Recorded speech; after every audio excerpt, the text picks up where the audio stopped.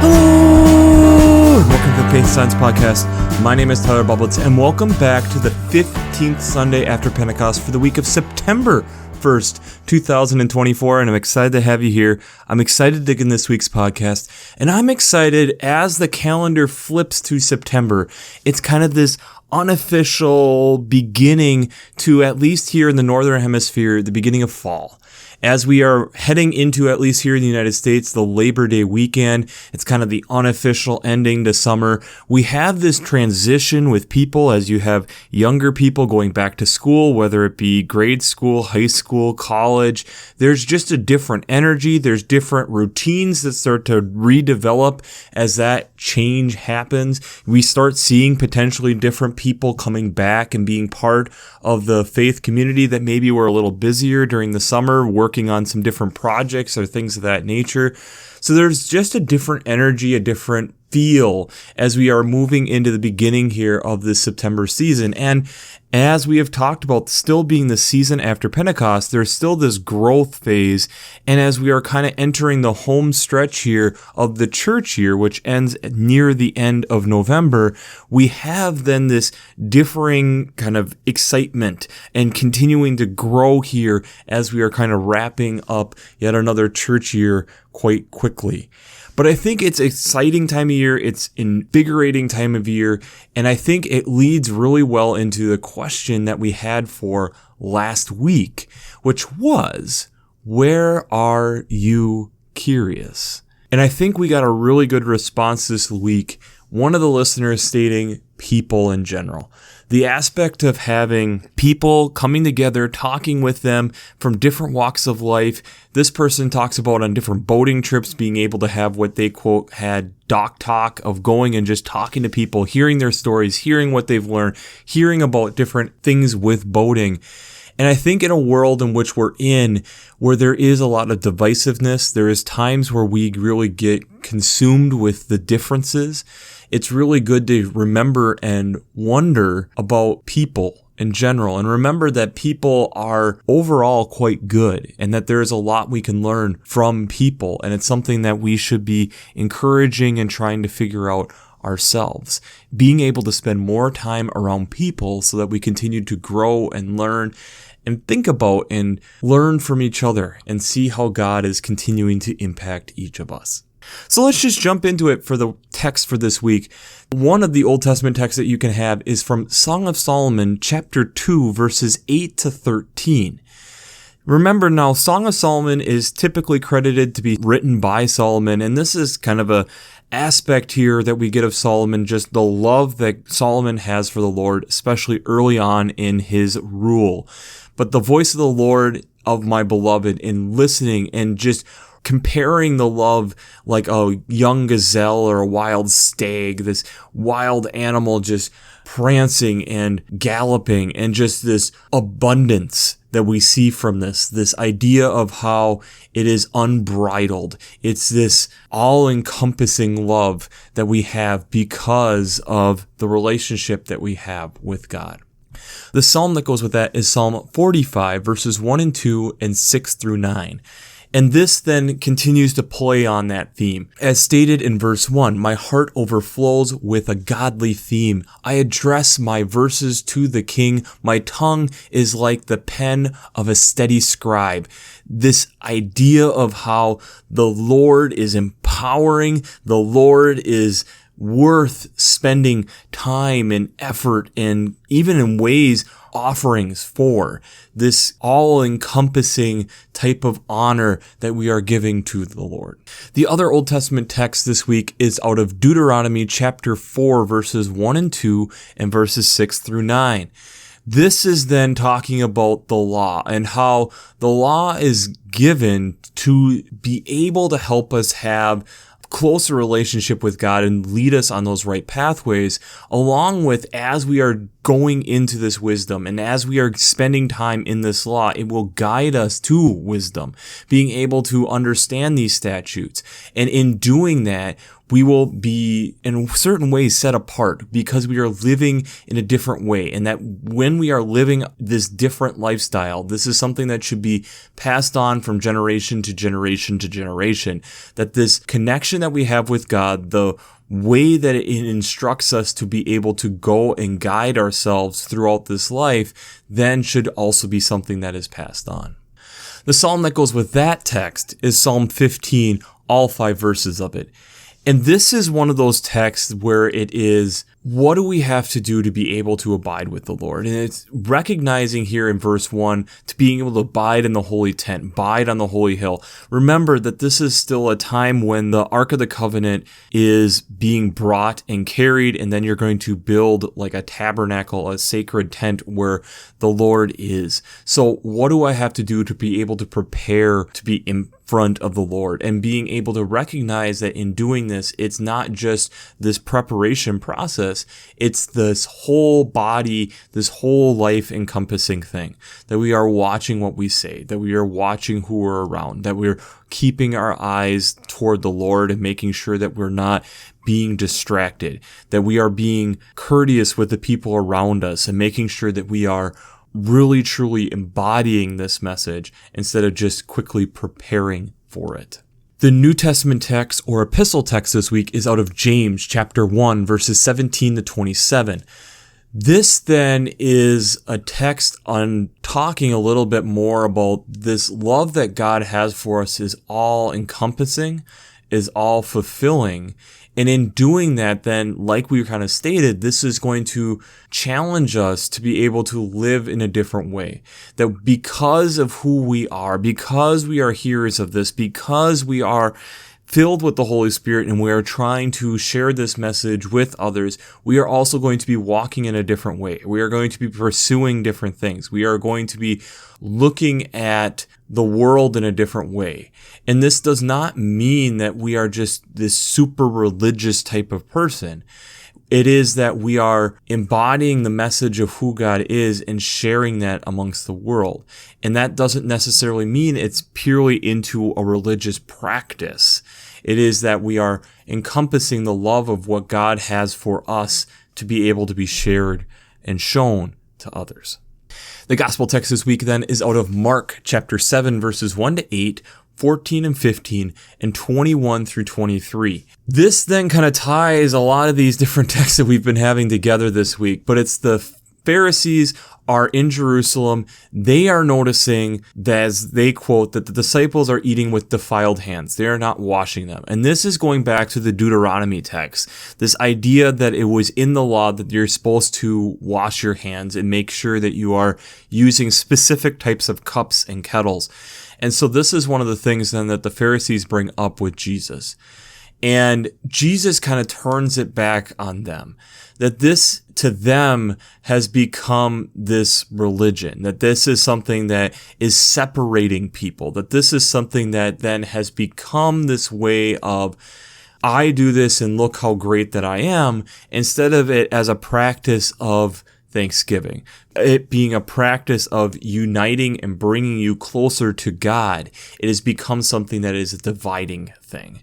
And so thus, it is this question on, what is this really actually doing? Is this really worth dividing people over? There are much greater things that are truly of evil, and Jesus then lifts off here in verse 21 from with the evil that can come within the human heart, intentions of sexual immorality, theft, murder, adultery, avarice, wickedness, deceit, debauchery, envy, slander, pride, folly.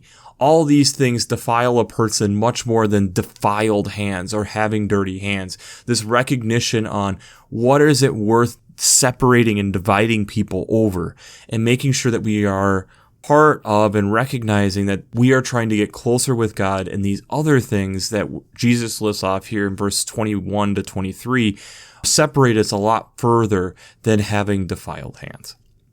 So, before we jump into how faith and science come together this week, we have to do our shameless plugs for Working Preacher. If you haven't checked out Working Preacher, I'd highly recommend it. Between their sermon brainwaves podcasts, their commentaries, their discussions, since I'm not an ordained minister, I use them on a weekly basis to help give me some different ideas, directions. Having different theologians really break down and look at and think about different ways to look at these texts is extremely helpful. So if you haven't checked out workingpreacher.org, I'd highly recommend it. I'd also highly recommend checking out the Revised Common Lectionary coming from Vanderbilt's Divinity Library. I really enjoy how they lay out the text overall week to week, along with the different art, liturgical hymns, prayers, even daily devotions. It's an amazing resource. It's something that can really help you prepare and dig deeper into these texts and think about things in a different and unique way and really prepare you for worship. Again, this is a lot of what this podcast is really about, is preparing us to be able to go to worship. So if you haven't checked out the Revised Common Lectionary coming from Vanderbilt's Divinity Library, I'd highly recommend that.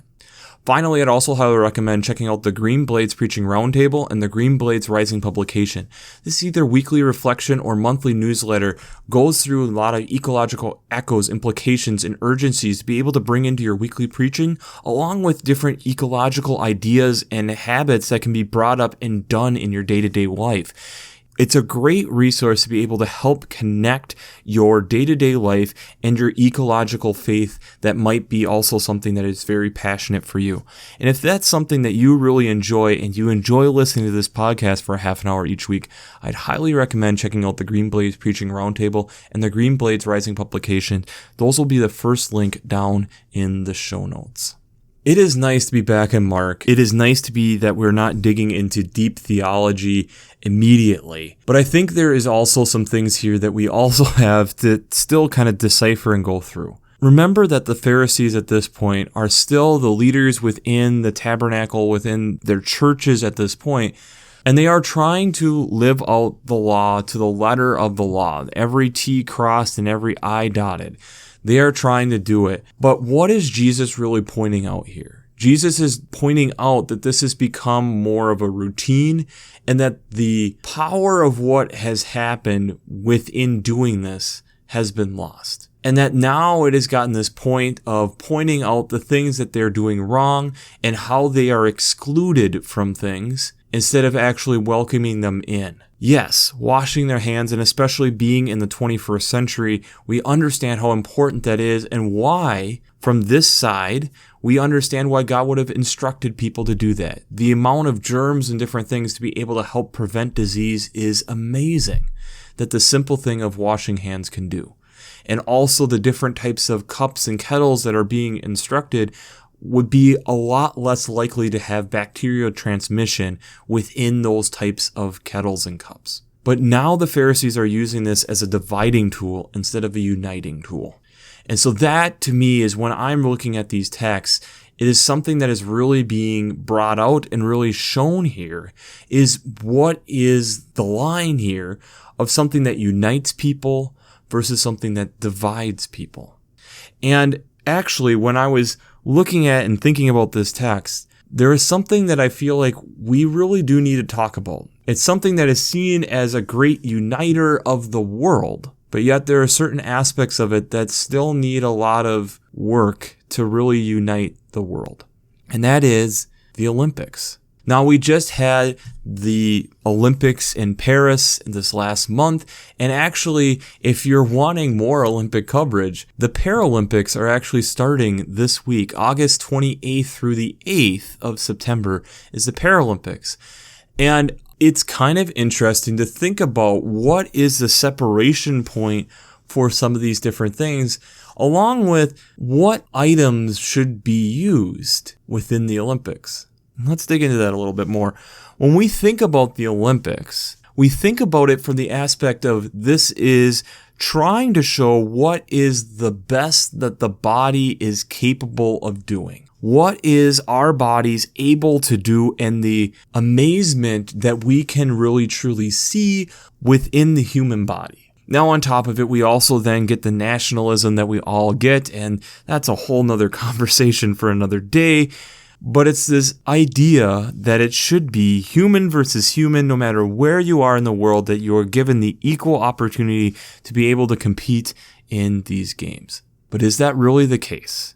And that is something that is being talked about and considered a lot. One of the words that is being brought up a lot is technological doping. Technological doping is the idea of being able to use different technology or different breakthroughs and things to be able to make it so that you're able to move forward within the sport and being able to innovate and push forward. As we know within sports, if you aren't cheating, you aren't trying is a typical phrase that you hear within sport. And so this is kind of the embodiment of that. We'll take an easy example. Where do we draw the line on technology that we can use and not use? For instance, in the 1972 Games versus the 1976 World Games, there was one major difference that happened within swimming events, and they had the all-time most new world records for swimming in 1976. And what was the difference? Goggles. Having goggles on the face to be able to prevent water from going into the eyes allowed for all these huge world record breaks. Is that a technology that is impacting the amount of ability of human beings to be able to swim? Is that worthwhile? And being able to keep within the spirit of the sport is one of the questions that gets talked about and thought about with this. I think it's reasonable to consider this.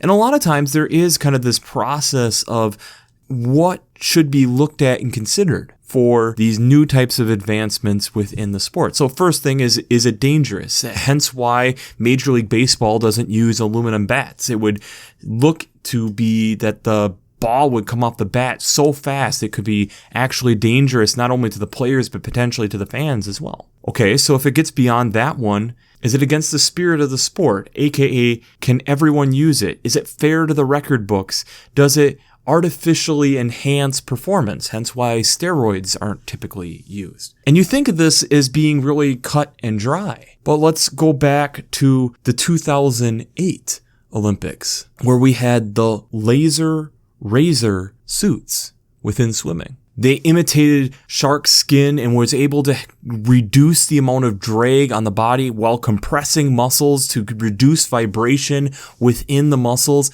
and multiple world records were able to happen because of these swimsuits. This is also the Olympics that Michael Phelps set the record for the most Olympic medals within one Olympics, all being gold. It was determined a year after those Olympics that those types of suits would be illegal to be used in that type of thing. And this is not the only sport that's going through this. Running is another one that is going through a major questions within this, where they are starting to have higher heel stacks to have more energy transfer along with a carbon fiber plate to be able to allow for more propulsion forward, being able to take more of the energy that you are putting into the ground to help propel you to the next step forward. Is that illegal? Is that against the spirit of the sport? Is that giving too much human advantage? And at first, again, it doesn't seem like it, but we also have to recognize a couple other things with this. What are the countries that are being able to come up with these technologies and doing these technologies? A lot of them are first world nations. And are they necessarily making sure that technology is fully given out? How about the athletes? Do they have to then keep signing with these to have the potential to actually hang with the athletes who are endorsed by these other big companies, these winning companies, to make sure that they are able to compete? These super shoes that they're coming out with, they're wearing out faster because they provide this, but then they wear out quicker. Is that fair? But if you give where every athlete has the exact same equipment, you're also taking away the freedom of voice and choice and being able for the athlete to be able to express themselves. Suddenly, this gets a lot cloudier. Suddenly, trying to understand this becomes a lot harder. Another really good example is looking at the razor blades for sprinting and running in general. Oscar Pistorius in the 2012 Olympics was the first athlete to be able to use running blades and compete against able-bodied athletes. This last year, there was an Olympic athlete who tried and was competing against able-bodied athletes in races coming up to the Olympics and was able to hang with them, but then was denied because they determined that he was gaining height based off of proportions and what they figured the person's height would have been if they had had normal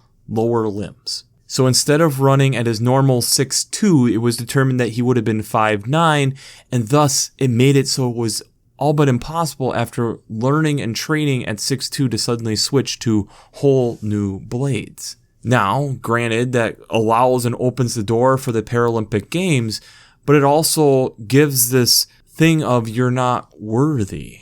You have cut and made a line, and it's this hard line that they're trying to make sure that you're not getting where there's an advantage either way, and I get it. But you've also then made it also harder in certain ways as well. I know from personal experience when I have been able to participate in like wheelchair basketball, one of the things that the sport there has stated is they wish they had more able-bodied athletes at least participating in their sport. Why? So that people could actually understand and relate better to how hard the game is. Yes, it's very similar to basketball, but there are some different and unique rules, and there's things that you have to learn that are quite different to be able to really be able to compete and hang at a high level. This gets back to what Jesus is really getting at, I think, initially, and it's kind of where the Olympics and a lot of these different organizational bodies are working through with a lot of this different technology. The organizational bodies are trying to understand what is the limit of what the human body can do, and we are trying to see the beauty of the human body and what is able to achieve. And being able to do that in a way that helps show the diversity of the world and give it at least a fair shot, though we realize that the amount of money that different countries put into training athletes is vastly different. But at the same rate, trying to make sure that we're not making it so large and so big that it makes it hard for some of these other athletes to compete. And the hard thing is when we're dealing with the best of the best, little different technological things, being able to have things to help them in their training or help them be able to get just a little bit more, all these things are amplified when everybody is at the 99th percentile and we're competing on the 1%. We want to try to figure out ways that we're not dividing, but we're uniting. I see that's what Jesus is trying to get at here. Jesus is trying to show and help us understand that the faith and the love and what this whole relationship with God is about is not supposed to be things to divide us and separate us and cast us into groups. It's supposed to be something that is uniting and bringing us together. It is supposed to be something that helps us be able to take the high and mighty and the low and being able to be together and share together and work together to actually maybe make things better for everyone. Being able to recognize this. And that's where even like the Song of Solomon and a lot of the Psalms this week is talking about and recognizing the love of what comes through when we are able to spend time with the Lord, understand what the Lord is trying to guide us through, and that we are participating and actively being a part of that. That is something that is so powerful and so meaningful that it becomes something that we want to pass on for generation to generation to generation. But that also means that we're not finding ways to separate each other. Yes, the Olympic committees have a lot of difficult things to be able to figure out these arbitrary lines, and we know because we're human, there's a lot of ways that we mess up. Trying to figure out whether or not something is giving too much advantage or not enough advantage, or being able to look at how certain countries are able to benefit while others aren't, it's difficult. It's not an easy thing.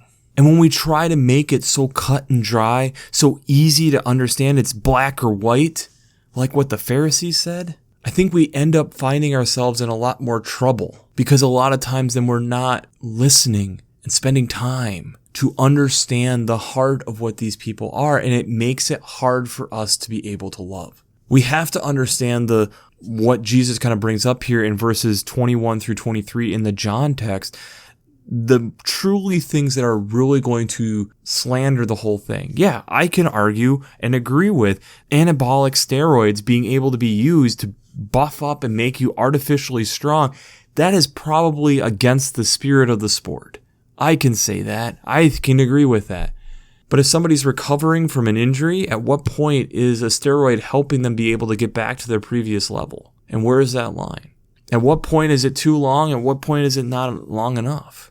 At what point having a carbon fiber plate and up to 40 millimeters of foam within my shoe is going to give me more advantage than if I have an extra little bit more or an extra couple carbon plates? What's the advantage that's going to be lost? I can't tell you. I haven't done the work on that.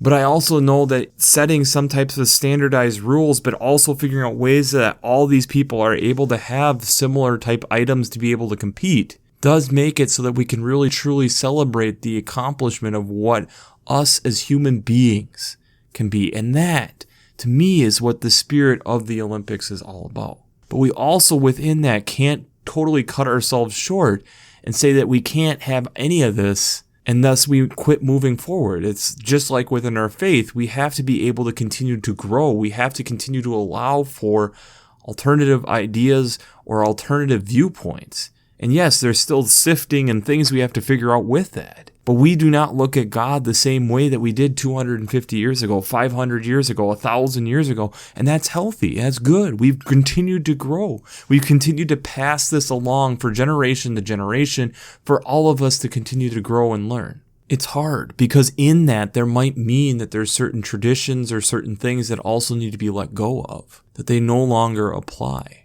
that our understanding of how that works has changed. There are different things that are talked about within the Bible that are huge debate points that we do not look at the same way. We look at slavery much differently than what it was looked at within the Bible, for instance. But I would also argue part of that is because we've continued to grow in our understanding of what the love of God really looks like. And we also saw the damages of what was done with slavery. I think that's what makes some of this stuff within faith sometimes very difficult. Is it's not always just black or white. There is lots of shades of gray. But we also then still have to try to love and care for each other and be able to hear each other out. And in doing that, still make our own decisions. Still being able to love and care for each other, but also make unique decisions. Also being able to still say, this is where I am seeing God steering not only me, but us, and being able to try to pass that along. But also being able to love and care for people who maybe look at things differently and be able to still sit in the same room and listen and hear them out and work with them.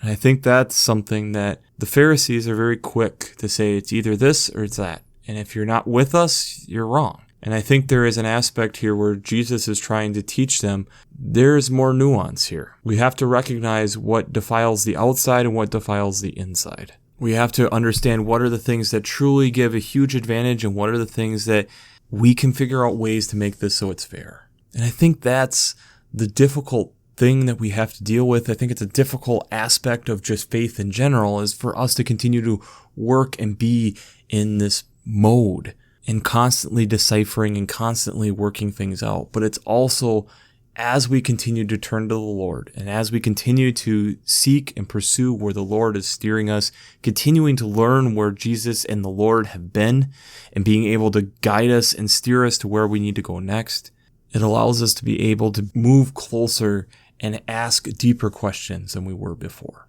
Heck, we might be having this conversation in 10 years. And one of the things that might be being brought up is whether or not AI can be utilized within this form or that form. There's always going to be these types of questions that are going to be brought up. And I think then it takes a lot of prayer, a lot of time, a lot of work, a lot of thinking about, a lot of effort to actually really decide some of these things. But also realize that there is times that we can get hung up on things that really don't make a big difference in the end. And in some ways, when we do that, it's so easy for us to divide people instead of uniting people and bringing them together. The essence of what the Olympics is all about, and also the essence of what the Christian faith is, that we love our neighbors, that we are trying to welcome them into the family of God, instead of finding ways that we're different and pointing those out. So the question I have for you this week is, where do we let nuance get in the way of uniting us? Where do we let nuance get in the way of uniting us? I think it's something that we often struggle with, and I think it's something that we really do need to contemplate and think about more of, because the world needs to be more united.